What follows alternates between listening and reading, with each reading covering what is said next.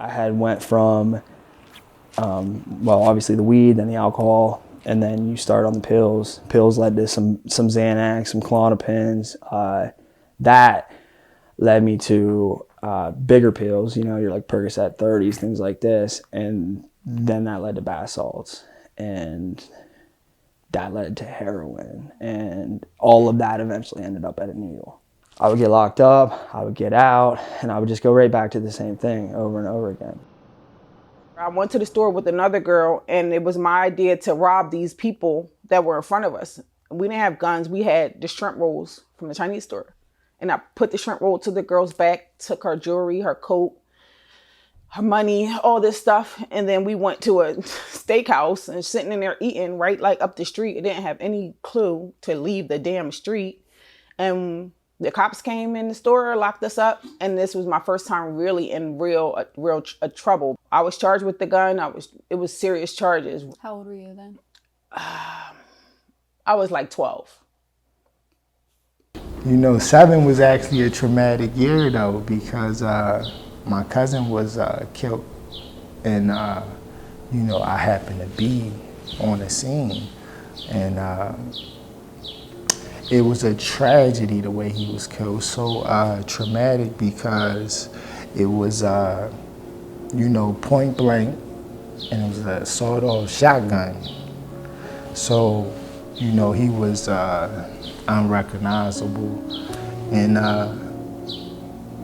you know, at 7, that just had a tremendous impact. You know, because I was able to see like his anatomy. You know, his eyeball was like clearly on the sidewalk, and you know, this was our neighborhood. This was my cousin, so it was at 7, and I think it was a turning point.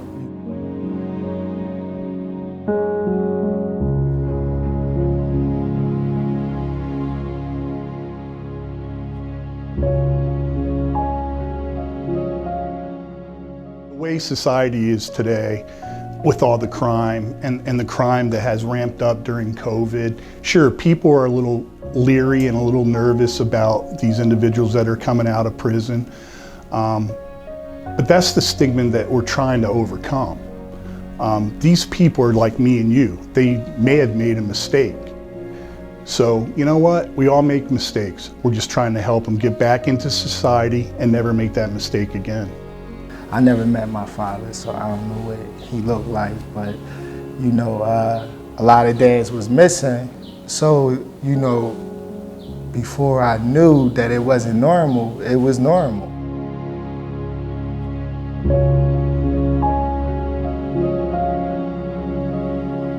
I think most of that was ingrained, that they had to live that way because of their environment or because of trauma, and they didn't have a father figure or parents to get them in the right direction.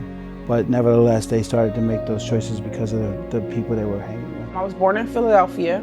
My mom died when I was 3, so I was raised by my father. So my father was a big-time drug dealer. He sold heroin, and we stole cars because I stole cars because they stole cars. A lot of my attitude and my aggression and my behaviors came from the fact that I was being raped every day and couldn't tell nobody.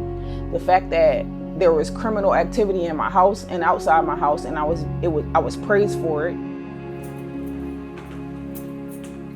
At a young age, like, I got away with a lot. So like, I'm aware that I'm a fairly talented individual just naturally. Like, I've been gifted a lot of things by God that I'm thankful for, but for a while I didn't show that, and I just abused that. So if, you know, if things come easily to you, they don't matter, you know? And nothing really mattered. I didn't take a whole lot that seriously. And, you know, I smoked weed, got away with it. I was drinking as a kid, got away with it. I was partying all the time, was getting away with it. And then I went to college, and I didn't get away with it. I got caught.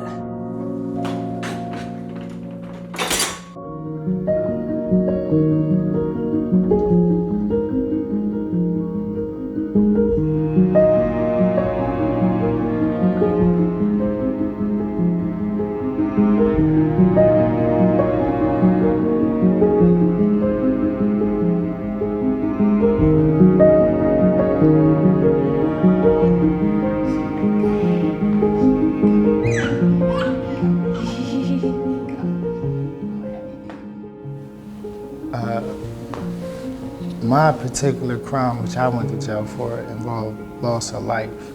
So, you know, as a leaf in the wind, you didn't expect to land there.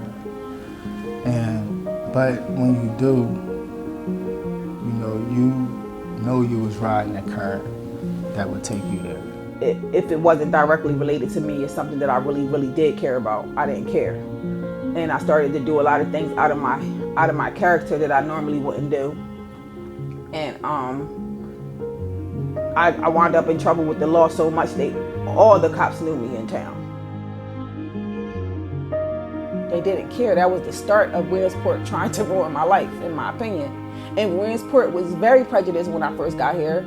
The police were, the city was, the people were. I had never been called a before until I got here.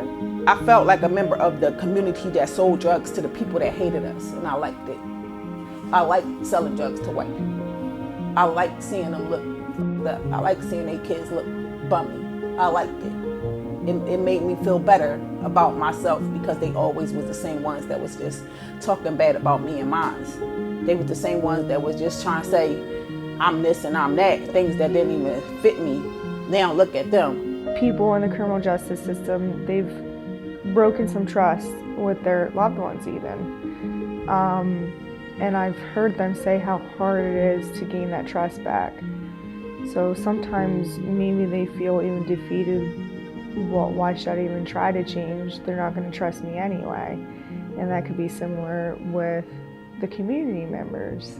Why should I try to gain their trust? For example, if I want to get hired at this job and they're concerned because of my background, why should I even try if they're not going to trust me? All my crimes were drug-related offenses. Like, even if they weren't, even if it didn't say that on paper, like every single thing I ever did was because I was just out there getting high. I was a fool, and I would argue that anybody that thinks that they can stay clean on their own and get clean on their own and do it on their own is a fool. In 2010, 2011, they saw trends of prison population increasing. Right? Prison population increasing to the degree of we were spilling out of our prison and housing inmates in neighboring counties. Our county is paying another county to house our inmates, and we get nothing in return other than the simple fact that they house them there. Where the thought process has been with reentry services, there's a long-term investment on the money being spent for folks to go through reentry services. They're members of our community, they live here. The goal is to help them get better, right? Help them get better and be more productive. Prison does have its own challenges. I was able to avoid most of those while I was in prison. So I was able to obtain a number of certificates and really push the boundaries on just bettering myself while I was in there. So spending my time, I was definitely accountable to how I'm spending my time, because this is still my life. I'm not in a time capsule and I'm gonna come out and be circa 2009. I have to be, as improved as I can be. And especially if I wanna get where I'm going and my journey towards redemption, I have to have some traction.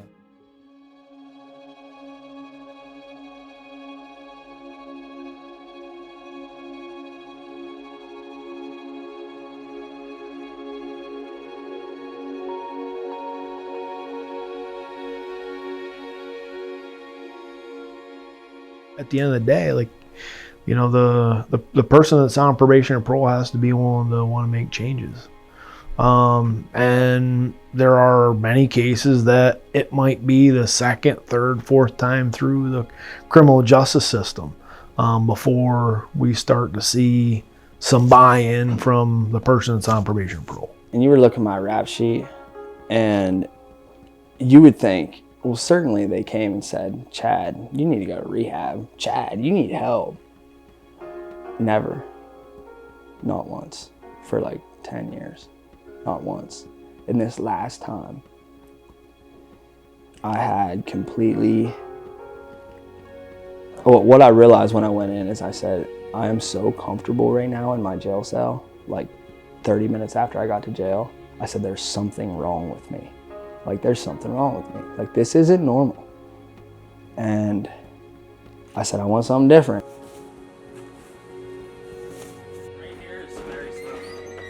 There are lots of options. The problem is some of those options aren't as broadcast and aren't as available, and you kind of have to know where to go to get those resources. And sometimes that, you know, it's very overwhelming if you're, especially when you're coming out of the prison system, to have a lot thrown on your plate of things that you have to do for requirements with the adult probation office, but then also trying to get your own counseling set up and in place, and you're kind of left hanging at times. And you know, a lot of the things that we've been talking about over the last 7 years within the county are agencies trying to work together on a higher level and trying to provide those warm handoffs, so to speak, to help individuals once they're out of the prison system to get the resources that they need. If an individual does not resolve within themselves that they have a problem and they want to change that problem, then no one will be, no matter how close you are to them, will be able to change that person. If you can look forward to having something, then you know your approach is different. You know, so if they know that these resources is available, then their approach, the way they conduct themselves leading up to it could be, you know, more beneficial, so that when they get to the resource, they're able to capitalize. But a lot of guys come home and they don't have any support. One of the things that we try to help them learn is to change their thinking. And that's that negative self-talk that they've used, and it probably gotten them into trouble in the first place.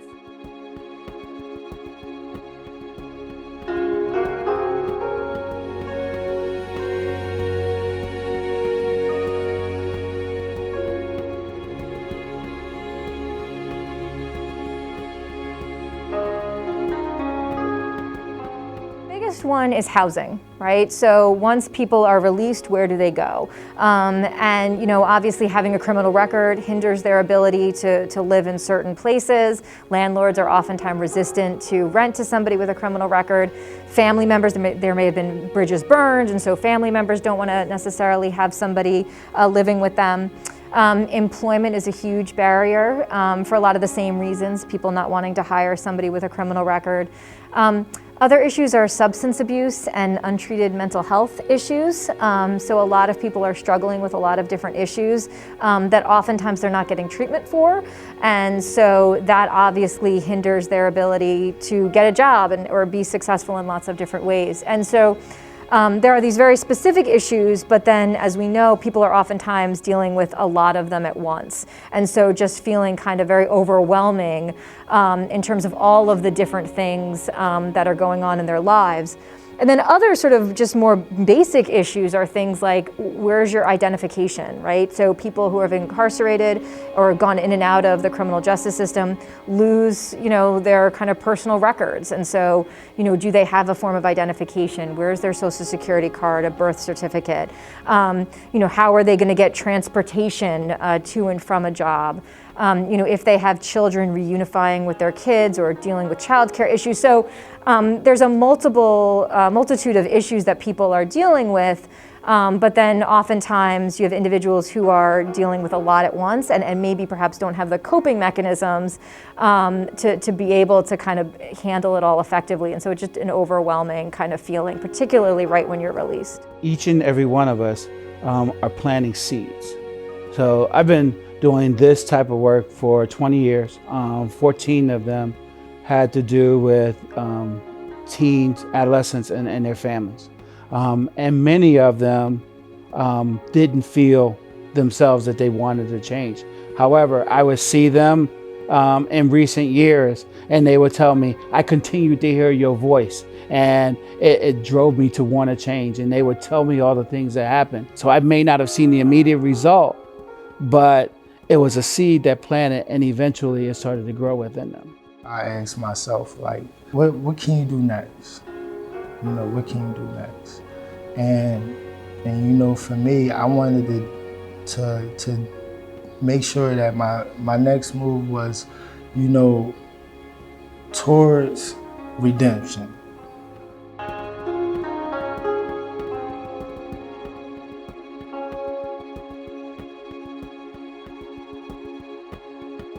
An individual that actually puts their hand to some work and they are doing it, it gives them a sense of pride. And now they can see themselves as I can do this, as opposed to I can't. The voice that they heard most of their lives. You're not going to be anything. You're not going to amount to anything.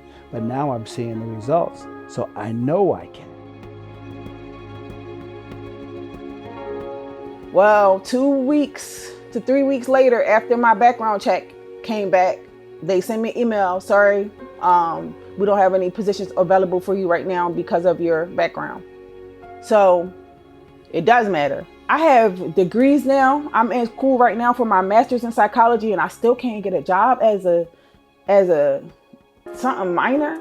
Or as soon as they put on the application that they're an ex-offender or a reentrant, that they're shut down, and people throw those applications away. So that's another resource that we provide, is to try and talk with them about how to put it on an application without just putting it there, explaining it, or saying, I will explain this in an interview. Because sometimes when you just throw it down there and that's the only thing they see, it gets thrown in the junk pile pretty quickly. So they don't believe in change, which means to me, you don't believe in your own system. Like, I sat in jail for 15 months. I don't care why. I sat there. I learned. I went to groups in there. I decided I didn't want to get high anymore in there. I went to counseling in there. I sat around people who went upstate and stayed away from their kids, and I seen what drug dealing does to people on the other side of things. I seen how I felt not being able to talk to my kids for 15 months. I didn't sit back and say, oh, I got to go out here and sell drugs to make it, because I got Social Security now. So, but I will be very honest in this interview and tell you, if I did not get Social Security, I would have been selling drugs, because I will not be giving up everything I got because somebody don't want to give me a job. These actually are the latest and greatest. They have feedback monitoring. I always have been, I had this entrepreneur bug in me. My grandma really motivated me. I was, positive and motivated and ready to, I wasn't opposed to anybody. Hey, Trump president, y'all did it, not me. Excuse me, Trump, what's going on?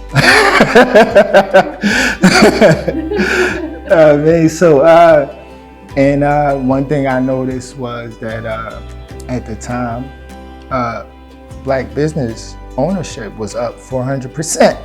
And I said, I hollered at my homie. I said, yo, man, gotta make a business.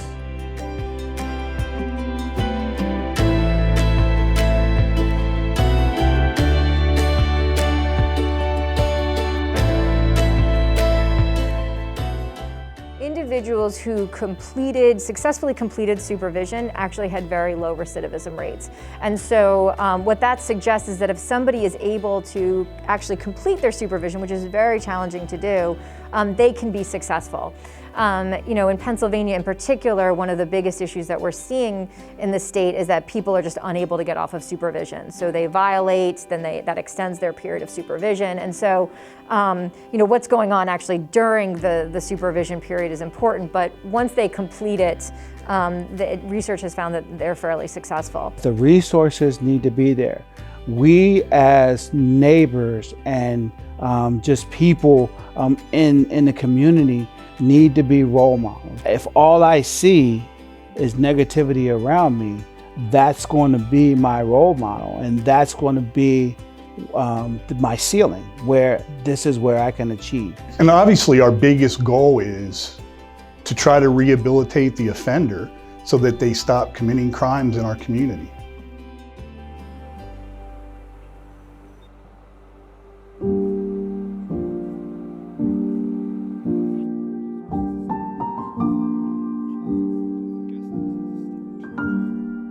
difference today is that I don't want to get high. Then I wanted to get high. I always wanted to get high. I love getting high.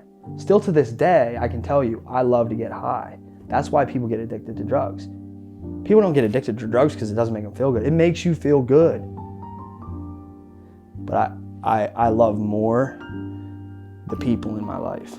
If you come into anything too quick, you lack the infrastructure to hold on to it for any amount of time. So the first thing I think that people should do is find their purpose, because we all have one.